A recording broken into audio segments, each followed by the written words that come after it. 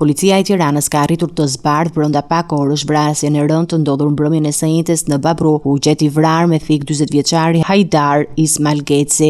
Autori dyshuar Arlind Demushi, 38 vjeç, u arrestua pas një operacioni të shpejtë të forcave të rendit të mbështetura edhe nga forcat operacionale në një banesë në Durrës ku ai ishte fshehur. Në momentin e arrestimit, autoritetit gjetën një çantë me veshjet që Demushi kishte përdorur gjatë kryerjes së krimit. Burimet nga grupi hetimor bën të ditur se ai ndodhej ende në gjendje të dehur, gjë që ka bërë që dëshmia e tij të mos merret menjëherë. Sipas hetimeve paraprake, viktima dhe autori ishin parë edhe ditë më parë në shoqërinë e njëri tjetrit. Natën e krimit, ata kishin konsumuar pijak alkolike së bashku në një lokal. Më pas kishin dalë jashtë dhe ishin përfshirë në një debat për shkaqe të parëndësishme, i cili ka degeneruar në dhunë. Në gjendje të dehur, Demushi ka qelluar Ismail Gecin me thik, duke i shkaktuar plagë të rënda që rezultuan fatale. Pas krimit, ai është larguar me nxitim nga vendi i ngjarjes. Pamjat e kamerave të sigurisë ndihmuan policintët të identifikojnë shpejt autorin, i cili pak minuta më vonë u pa nga banorët në një lokal rreth 300 metra larg vendit të ngjarjes, ende me një llagjaku në rroba.